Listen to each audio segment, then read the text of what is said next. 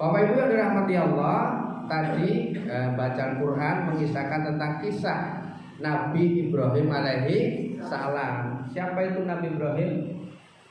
Disebut sebagai Abul Bashar, disebut bapaknya para nabi, karena dari generasi Nabi Ibrahim itulah lahirnya beberapa nabi. Salah satu diantara dari keturunan Ismail alaihissalam lahirlah Nabi besar Muhammad Sallallahu Alaihi Wasallam. Kalau kita mengenang kisah Nabi Ibrahim, kita diingatkan dengan beberapa pelajaran. Yang pertama, pelajaran hidayah. Bukan saling hidayat pelajaran hidayah, pelajaran nikmat anugerah dapat hidayah dari Allah Subhanahu wa ta'ala. Dalam Quran surat Al-Qasas ayat 56 Allah mengingatkan, wahai Muhammad, bukanlah engkau yang berhak memberikan hidayah kepada orang-orang yang kamu cintai, kata Allah, tetapi akulah yang akan memberikan hidayah kepada siapa saja yang aku kehendaki. Jadi hidayah itu urusannya Gusti Allah. Aneh luar biasa.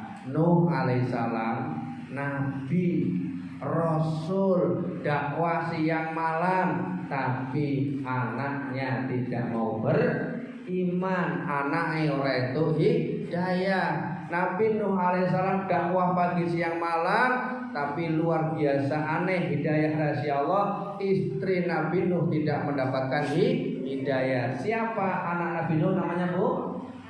Kan'an. Siapa istri Nabi Nuh, Bu? Nuh. Ya, betul ya? Loh, anak Nabi Nuh namanya kan Kan'an. Berarti istri Nabi Nuh namanya Nuh. Tapi nanti jangan ada orang namanya Nuh terus istrinya dibunuh ya. Loh, maksudnya kalau ada nama Pak Sarif dipanggil ibunya Bu Sarif. Ada nama suami Pak Eko, ibunya dipanggil Bu Eko. Nah ini ada nama Nabi Nuh. Ternyata waktu kumpulan pengajian orang tahu nulis jenenge terus Nyai Nuh, terus Nyai Nuh. Lah orang ngerti jenenge ya wis bunuh kira. Bunuh. Tidak jaminan istri Nabi, anak Nabi dapat hidayah.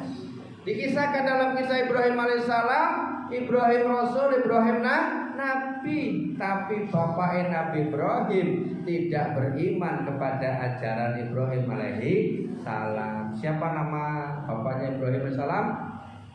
Azar. Betul? Azar. Bapaknya Nabi Ibrahim tidak beriman kepada Allah Subhanahu wa ta'ala. Alasannya bukan sepele, Bu. Alasannya politis 2024, Bu. Iya, Nabi Ibrahim di bapaknya orang mau beriman. Alasannya politis 2002. Gak usah khawatir, Bu, jenengan gak usah. Aduh, aku renak nih orang milih Pak Sarif. Kula mboten nyalon nggih, mboten. Kula dereng nyalon nggih. Nanti kalau udah nyalon ketua RT lah nggak usah dipilih jadi dewe. Karena kalau ketua RT tempat saya itu alhamdulillah rebutan Indo, rebutan mo. Alasan politisnya apa? Kenapa Azar tidak mau beriman kepada Ibrahim? Satu, Azar itu profesinya sebagai penjual, pembuat, pedagang patung berhala. Lah Nabi Ibrahim ngelarang jual beli patung. Nabi Ibrahim melarang nyembah patung. Lah bapaknya kerjane ngono ya. Ono nabi misalnya, ya nabi yang ke-29 misalnya, tapi enggak ada nggih. Nabi terakhir sinten? Muhammad. Ini contoh saja. Misalnya ada nabi yang ke-29 misalnya. Ngajarke togel itu haram. Loh, bapaknya jual togel, nesu-nesu ora. Kowe gawe ajaran sing aku seneng ya. Kowe nglarang-larang sing aku seneng, ora seneng aku. Contohnya seperti itu. Nabi Ibrahim mengajarkan bahwa tidak boleh menyembah berhala. Bapak Ibrahim ternyata jual beli berhala. Itulah sebabnya bapaknya tidak beriman. Alasan pertama itu. Alasan yang kedua secara politis, bisa-bisa Nabi Ibrahim dengan ajarannya yang menyesatkan berhala akan menyingkirkan bapaknya keluar dari kabinet, Bu. Kenapa?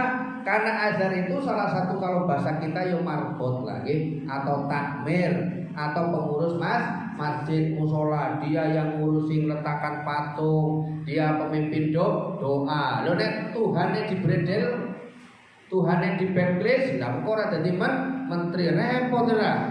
Maka cara politik bapaknya nolak. Ya mungkin sekarang ini ya banyak orang-orang yang kadang alasannya politis. Tapi saya tidak ngajari politik ya. Silahkan gunakan hak pilih Anda sesuai dengan hati nurani masing-masing. Pak Ustadz aku enak nomor duit tompo lebok ke masjid. Kamu aku enak Pak Ustadz terus kayak duit tompo kayak Yayasan Rusefa, ya kan? Gue bangun pondok saya. Jenengan milih sholat istikharah donga madem-madem top dos. Sing jenengan yakini insya Allah amanah, amin Allahumma amin. Kono kok repot dari Gus Dur ya. Itu aja kok repot. Enak Pak Ustaz wis kayak duit telepon masjid. Duitnya kayak panti, kayak pondok, insya Allah gue bangun pondok. Tetap awake dhewe orang terima duit orang jelas.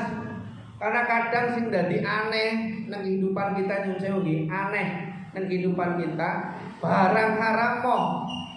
Babi haram. Mau nang mboten? Nyun sewu daging anjing haram nang mboten? Gelem nang mboten? Awake dhewe emoh barang haram tapi padha rebutan duit haram.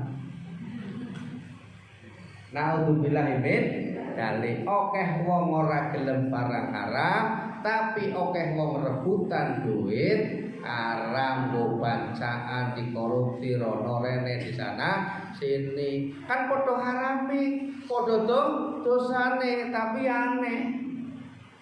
Barang haram ora gelem, duit haram padha rebutan. Inilah kisah Ibrahim. Di antara yang pertama adalah masalah hidayah. Hidayah itu urusan Gusti Allah. Ada suami kafir, istrinya beriman, yaitu pada zaman Musa alaihi salam. Fir'aun kafir, istrinya beriman. Ada dialami oleh Rasulullah Muhammad sallallahu alaihi wasallam.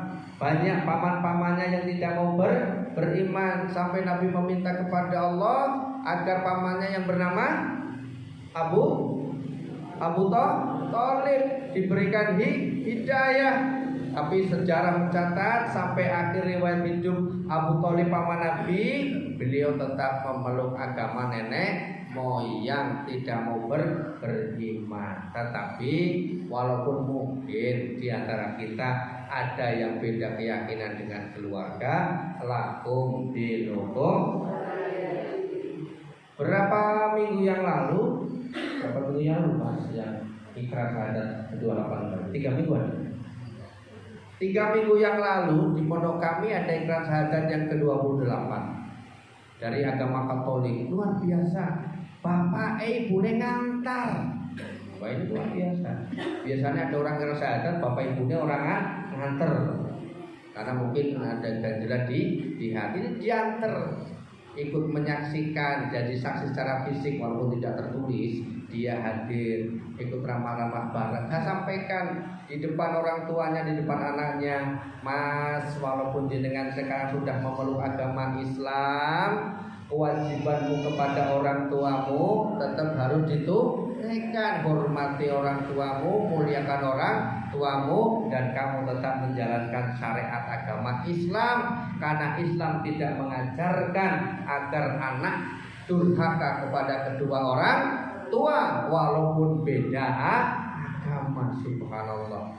Bukan saja anaknya yang nangis, suaminya juga ibu bapaknya juga ikut nangis. Oh, ternyata sebenarnya Islam tidak mengajarkan kita harus bermusuhan dengan orang lain yang berbeda keyakinan. Nabi juga mencontohkan bagaimana dalam hablum minanas, dalam urusan keduniawian kita bekerja sama dengan mereka.